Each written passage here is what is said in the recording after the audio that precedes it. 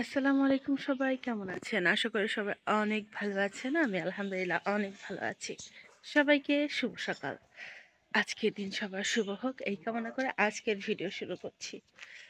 আজকে অনেক ঠান্ডা পড়েছে।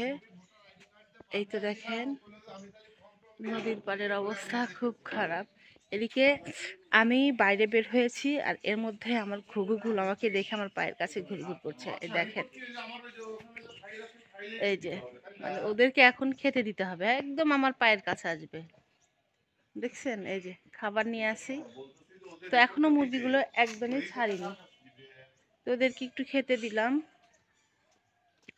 হাত মুখ এখনো ধুইনি, ঠান্ডায় রাত্রেবেলা খাওয়া দাওয়া করে ব্রাশ করেও শুইনি, এত ঠান্ডা পড়েছে, অবস্থা খুবই খারাপ। মিস্ত্রিরা আসেনি। এই যে টিনের চালটা একদম মানে শুধু বসা আছে, যত রকমের তার কাটা আছে, লোহা সব খুলে রেখে গেছে, শুধু চালটা ফেলে দেবে। তো এখনো করেনি, মানে আসেনি। কালকে তো ইচ্ছা করেই ওরা আসেনি, আজকে আমরা নিজেরাই মানা করে দিয়েছি যে এত ঠান্ডার ভিতর কাজ করতেও পারবে না, অতএব তোমরা আসো না। তো এখন মুরগিগুলো সব ছেড়ে দিব না, এখন আর ছাড়বো না, কারণ এখন ছাড়লে মুরগিগুলো অসুস্থ হয়ে মারা পড়বে। আর আমাদের এখানকার সবার মুরগিগুলো একদম মরে শেষ। শুধু আলহামদুলিল্লাহ আমার মুরগিগুলোই ভালো আছে এখন পর্যন্ত, কারণ আমি প্রথম থেকেই মুরগিগুলো দেরিতে ছেড়ে দেই। শীতের মধ্যে তো এমনিতেই তো দেরিতে ছেড়ে দেই, আর শীতের মধ্যে তো একদমই ওদেরকে আমি সকাল সকাল ছাড়ি না।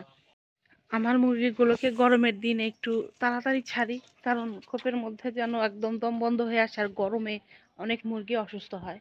আর শীতের সময় একটু দেরিতে ছাড়বেন, কারণ যত ঠান্ডায় বের করবেন তত মুরগি অসুস্থ হবে।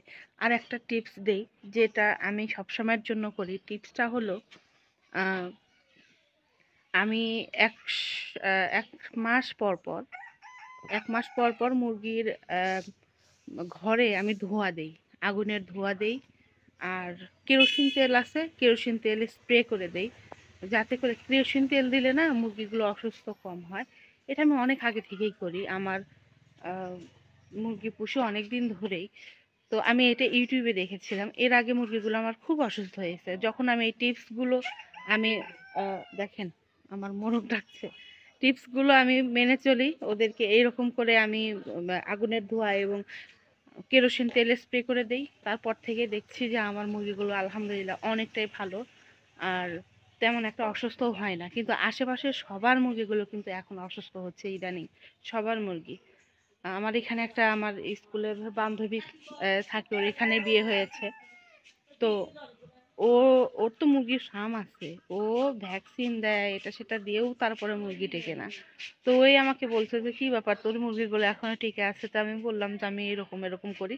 আর হ্যাঁ, এটা পরিষ্কার মুরগির ঘরটা সুন্দর করে মাসে একবার হলেও পরিষ্কার করতে হবে, দেশি মুরগি অন্তত। আর আমি মুরগির উপরে যে কাঠের যে ভুসি আছে গুলো না, কাঠের গুঁড়ো, সেগুলো ছিটে দেই, আবার 1 মাস পর পর সেটা চেঞ্জ করে দিই।